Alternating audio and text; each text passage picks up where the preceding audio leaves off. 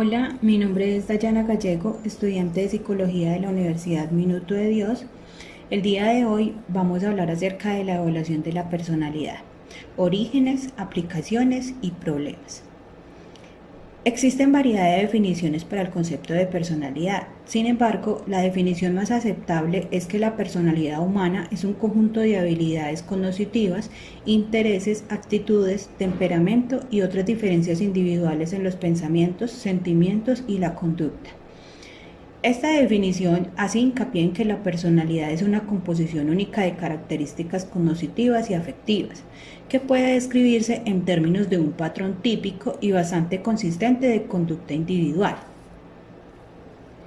El verdadero progreso en la evaluación de la personalidad no llegó sino hasta el siglo XX, donde las pruebas como la de asociación de palabras de Carl Jung para detectar y analizar los complejos mentales, la hoja de datos personales de Robert Woodward, que fue el primer inventario estandarizado de personalidad que se aplicó de manera masiva, y la prueba de manchas de tinta de Hermann Rorschach, llamaron la atención para esa época.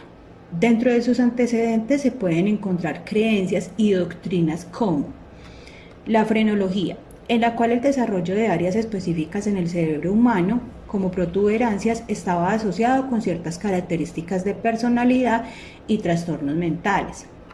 La fisionomía, pseudociencia que se interesa en determinar el temperamento y el carácter a partir de rasgos externos del cuerpo y en especial del rostro. Y por último, la creencia en la grafología, donde se analiza la personalidad mediante el estudio de muestras de escritura. Dentro de las teorías de la personalidad se encuentran teorías de los tipos, en los cuales están la teoría de noción de categorías o tipos fijos de gente, en la cual Galeno estaba de acuerdo con Hipócrates en la doctrina de 4 humores corporales: sangre, bilis amarilla, bilis negra y flema, y en donde sostenía que existen 4 tipos de temperamento correspondientes: tipo sanguíneo, tipo colérico, tipo melancólico y el tipo flemático. También están las teorías de los tipos corporales, como la del científico Ernst Kreuzer, en la cual concluyó que tanto la constitución alta y delgada como la constitución corporal musculosa se asocian con tendencias a alejamiento, personalidad esquizoide, y la constitución corporal baja y robusta se asocia con inestabilidad emocional, personalidad cicloide.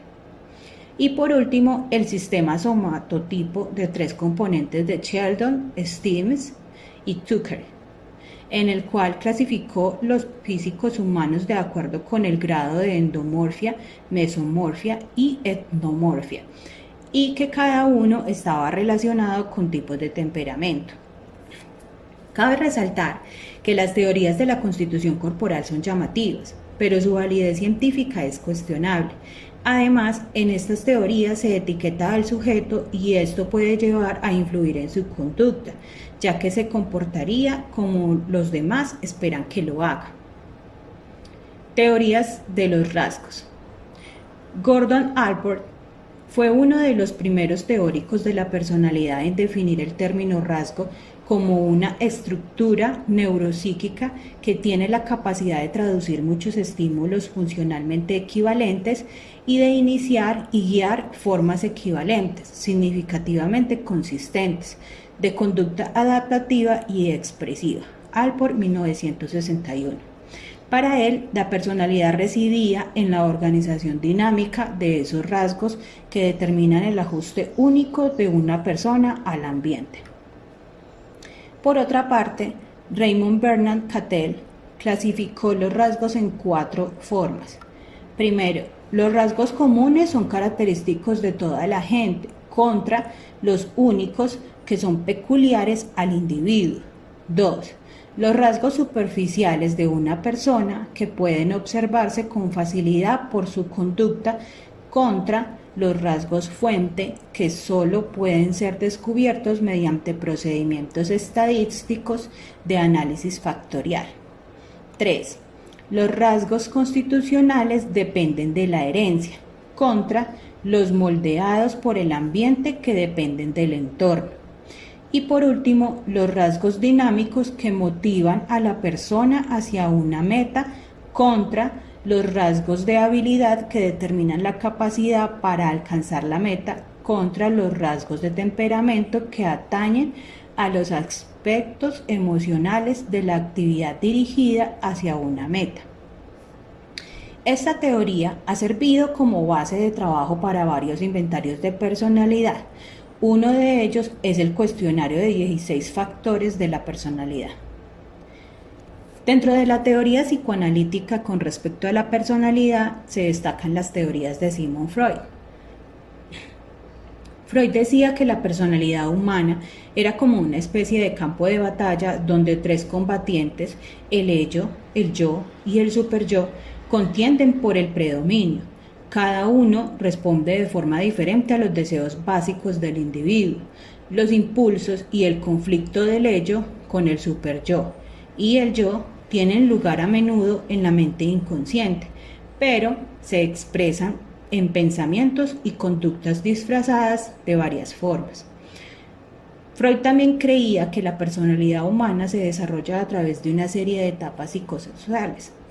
Sostenía que la frustración y el conflicto en una etapa particular afectan la estructura del carácter adulto, ocasionando fijación, es decir, un fracaso para progresar psicosexualmente, más allá de una etapa particular, o también podía presentar una regresión que significa el regreso parcial o completo de un patrón de conducta típico de una etapa anterior del desarrollo.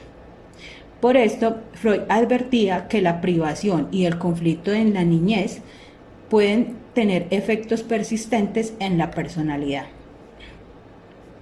Por otra parte, los teóricos fenomenológicos resaltan las percepciones, los significados, los sentimientos y el yo. Consideran que las personas responden al mundo en términos de sus percepciones únicas y privadas del mismo, las cuales están determinadas por experiencias y los significados atribuidos a estas experiencias en un esfuerzo por realizar de manera plena el propio potencial. Teóricos como Abraham Maslow y Carl Rogers señalaban la autorrealización como un proceso en el que se persevera por alcanzar una adecuación o armonía entre el yo verdadero y el ideal, y que el objetivo de la existencia es hacia la autorrealización y las relaciones placenteras con los demás, aunque existen varias maneras que pueden impedirlo, como las experiencias en el proceso de crecimiento. Estas son: consideración positiva condicional, en la cual su conducta es considerada aceptable por los padres y otras personas significativas solo si se ajusta a los estándares aceptados. Por ende, el niño que en última se convierte en adulto aprende a reconocer y aceptar solo una parte de sus experiencias y será un individuo que funciona de manera incompleta. Y lo opuesto, que es la consideración positiva incondicional, es cuando el individuo es aceptado independientemente de lo que hace. Es por ello que el sujeto no podrá funcionar de manera plena hasta que las otras personas lo traten en consideración positiva incondicional. Dentro de la teoría del aprendizaje social, los conceptos teóricos que han influido en el desarrollo de los instrumentos de evaluación de la personalidad están: la teoría de Ruther, en la cual aportó en el desarrollo de una teoría sistemática sobre la mayor parte de la conducta humana que se aprende en un contexto social. Ruther, a partir de esta teoría, distinguió entre reforzamientos y condiciones. Los reforzamientos producen movimiento hacia o lejos de una meta, mientras que las condiciones son estados internos como las expectativas y el valor del reforzamiento, en lo cual el término expectativa se refiere a una estimación que hace la persona de la probabilidad subjetiva de que una conducta específica realizada en cierta situación conducirá al reforzamiento. Otro de sus aportes fue la investigación y medición sobre dos expectativas generalizadas: el locus control, que se refiere a la dirección distintiva a partir de la cual la gente percibe que es controlada, interna o del interior de uno mismo, contra externa o por otra gente. Y la confianza interpersonal, que corresponde al grado en que una persona cree que otra gente dice la verdad. Reuter afirma que tanto el valor del reforzamiento como las expectativas son afectadas por la importancia psicológica o significado de la situación para el individuo y deben ser entendidos para poder predecir cómo se comportará la persona en dicha situación. Teoría del aprendizaje por observación de Bandura. Bandura enfatiza que las personas influyen y son influidas por el ambiente social, en el cual tiene lugar el aprendizaje por medio de la observación, la imitación y el modelado.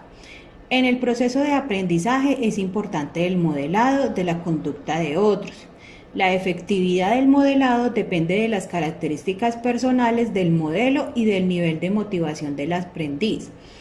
Por otra parte, la agresión, los temores, las conductas de tipo sexual y muchas otras reacciones emocionales y de estilo se aprenden mediante la observación y el modelado. Bandura afirma que la gente usa representaciones simbólicas internas de su ambiente y estas representaciones median los cambios en la conducta.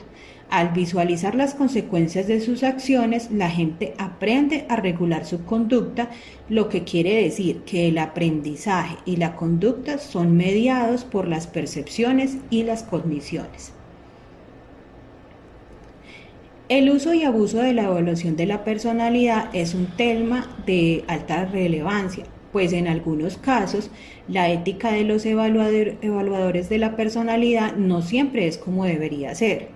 Los problemas éticos han sido tema de discusión, pues en muchas ocasiones métodos usados en la evaluación de la personalidad, como las observaciones, las entrevistas, las escalas de calificación, las listas de verificación, los inventarios y las técnicas proyectivas, han sido mal aplicadas por personas no capacitadas y sin ética. La ética se debe tener en cuenta varios aspectos como 1. Se necesita mucho entrenamiento y experiencia para convertirse en un buen observador e intérprete de la personalidad humana.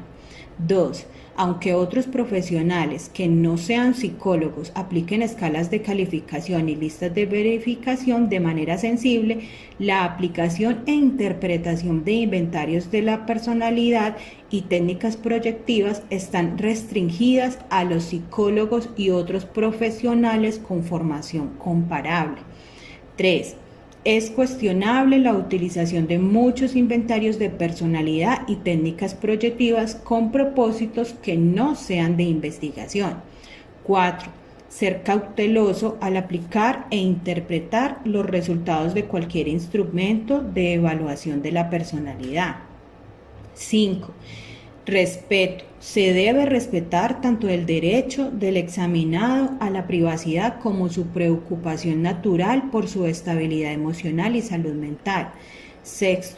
Tener en cuenta que incluso la confiabilidad y validez de los instrumentos de evaluación de la personalidad plantean problemas, ya que hay respuestas que son socialmente más deseables o determinadas por cualquier papel que se sienta necesario asumir en la situación específica de la prueba, lo que puede llegar a invalidar los resultados de una evaluación de la personalidad.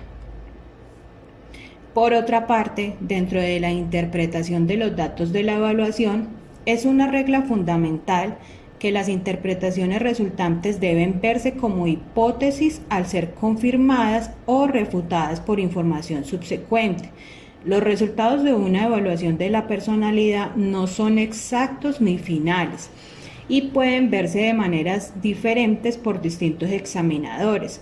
Para ello se hacen algunas recomendaciones referente a la recopilación e interpretación de los datos de la personalidad, adaptados de Sundberg, 1977. Primero, estudie la situación general de la vida y los problemas del examinado y luego obtenga más detalles en áreas de relevancia particular para la evaluación. 2. Sea sensible a los antecedentes socioculturales y étnicos del examinado, así como a su edad y sexo si es relevante. Tercero, siempre que sea posible utilice las técnicas y los datos más objetivos en lugar de los subjetivos. 4. Obtenga el tipo correcto de información, no solo más información acerca de la situación específica y los propósitos de la evaluación. Quinto, evite formular demasiada especulación al interpretar los resultados y predecir la conducta. Tenga especial cuidado al hacer predicciones concernientes a comportamientos con baja probabilidad de ocurrencia. Sexto, de ser posible, verifique sus hallazgos e interpretaciones con los de otros asesores psicológicos y lleve un registro de sus acuerdos y desacuerdos, éxitos y fracasos. Y séptimo, comunique los resultados por escrito, en un estilo que pueda ser entendido por la gente a quien se dirige el informe. Lo que nos lleva a aclarar que el informe de los resultados de la evaluación debe tener, primero, preguntas claras de canalización o las quejas principales. ¿Por qué fue canalizada la persona a evaluación psicológica o por qué la buscó? Y cómo responde a esas preguntas o dan solución a esos problemas, los resultantes de la evaluación. 2. Proporcionar información sobre la condición mental presente y la estabilidad emocional, así como los probables resultados como pronóstico de la condición del paciente. Tercero, las características del examinado y sus interrelaciones deben describirse de manera tan completa y específica como sea posible, evitando generalizaciones vagas, estereotipos y banalidades. 4. También es útil para la persona que hace el informe tener una teoría de la personalidad o al menos un marco de referencia psicológico sobre la que pueda basar su interpretación de los resultados. Por último, el informe debe escribirse en un estilo conciso y claro, que sea comprensible para el lector. Un informe psicológico es de poco valor si no lo entienden o lo leen quienes están en posición de usar la información para tomar decisiones que atañen a la vida y el bienestar del examinado. Las metas generales de la evaluación clínica son proporcionar una descripción precisa de la problemática del paciente, determinar qué factores interpersonales y ambientales la precipitaron y están manteniendo y efectuar predicciones acerca de los resultados con o sin intervención. Para llegar a estas metas se tienen en cuenta el examen del estado mental y estudio de caso clínico, en el cual se evalúa el estado intelectual, perceptual motriz y emocional de los pacientes por medio de entrevistas a profundidad, cuestionarios, escalas de calificación y procedimientos psicométricos relacionados. En un estudio de caso para determinar la causa o las causas de un problema psicológico específico, se pueden formular hipótesis o conclusiones concernientes a la causa y emitirse recomendaciones específicas que atañen al tratamiento, psicoterapia, medicamentos u otro tratamiento médico, educación especial, entre otros. Después se debe realizar el diagnóstico de la persona, el cual es un proceso mediante el cual se examina al sujeto desde un punto de vista psicológico para determinar la naturaleza y el grado de un trastorno mental o conductual.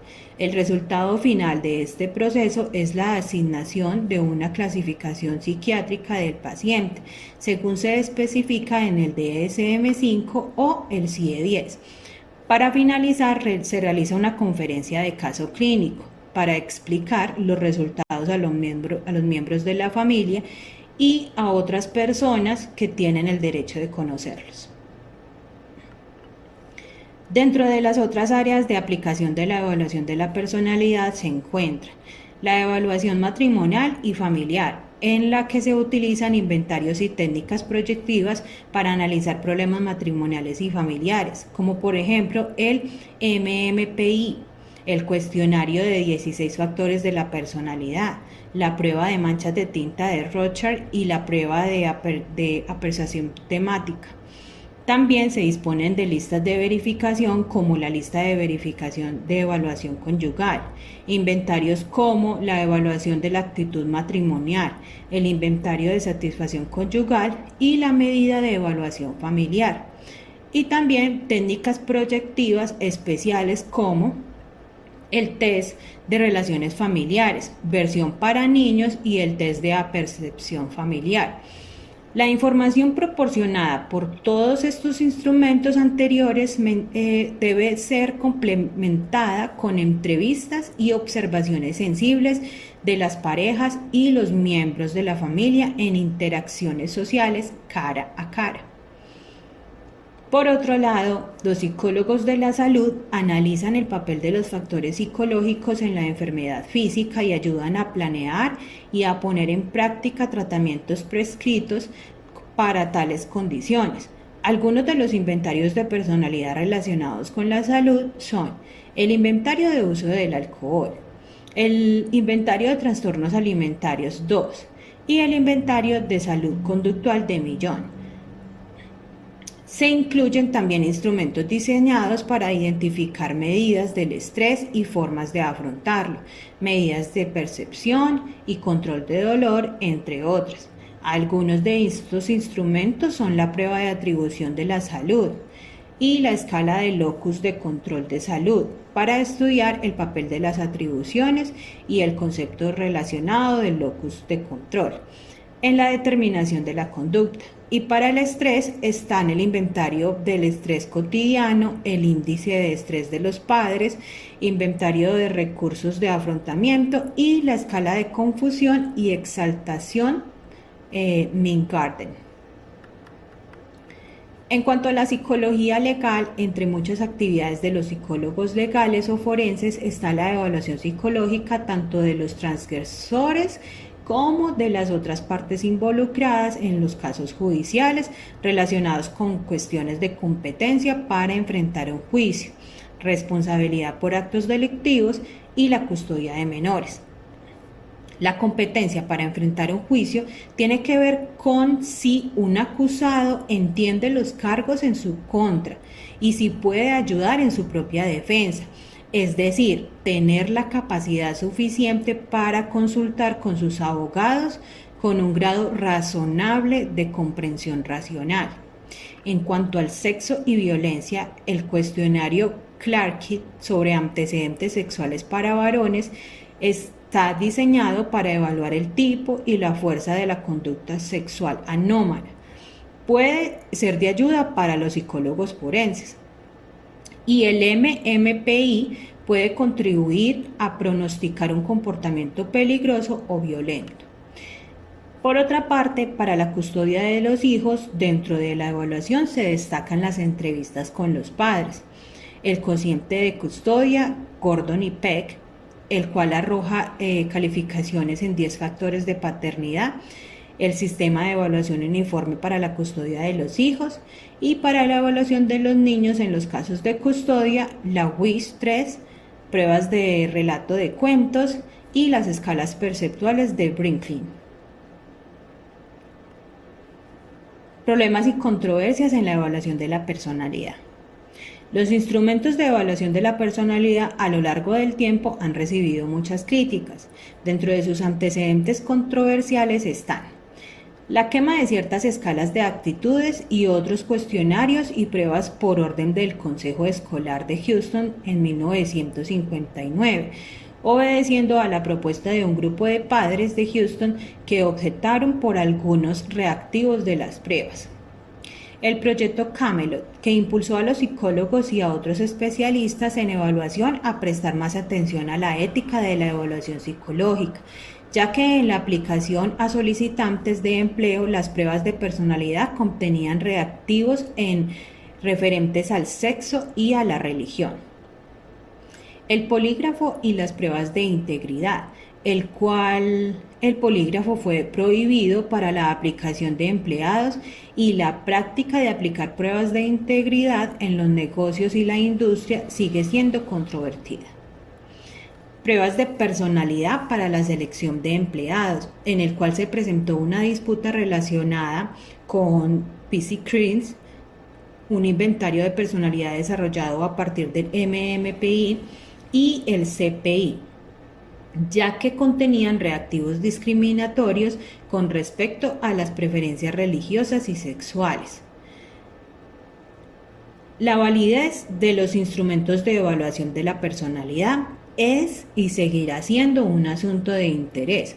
Sus puntos de debate son los coeficientes de validez, que a menudo disminuyen de manera marcada a lo largo del tiempo y con las situaciones, la mala interpretación de los resultados de las evaluaciones de la personalidad y el hecho de que representan intentos relativamente imperfectos de medir comportamiento y cognición, por lo cual se deberían considerar sobre todo como instrumentos o procedimientos de investigación más que como herramientas psicométricas acabadas. En cuanto al sesgo étnico y de género, se han realizado esfuerzos por eliminar o al menos controlar los sesgos de género en los inventarios de intereses y en otras medidas afectivas, reescribiendo los reactivos con el propósito de volverlos relevantes y justos para hombres y mujeres, y proporcionando normas separadas y combinadas para ambos sexos. Sin embargo, la elaboración de instrumentos justos para el género y la raza no reduce la necesidad de medir y estudiar las diferencias individuales y de grupo en las características de personalidad. El debate sobre la efectividad relativa de los enfoques clínico y estadístico hacia la evaluación de la personalidad ha disminuido, pero la investigación sobre el tema continúa. Lo cierto es que de todas las comparaciones entre enfoques clínico y actuarial estadístico hacia la predicción, el enfoque estadístico ha demostrado ser superior al clínico en una serie de criterios, aunque en ocasiones un clínico experto puede formular diagnósticos de gran precisión. Por otra parte, se han realizado variedad de investigaciones en cuanto a las situaciones en oposición a los rasgos como determinantes de la conducta. Es cierto que las normas sociales, los roles y otras condiciones relacionadas con el grupo ejercen poderosos efectos en la gente y pueden anular al temperamento o estilo personal como determinantes de los pensamientos y acciones del individuo.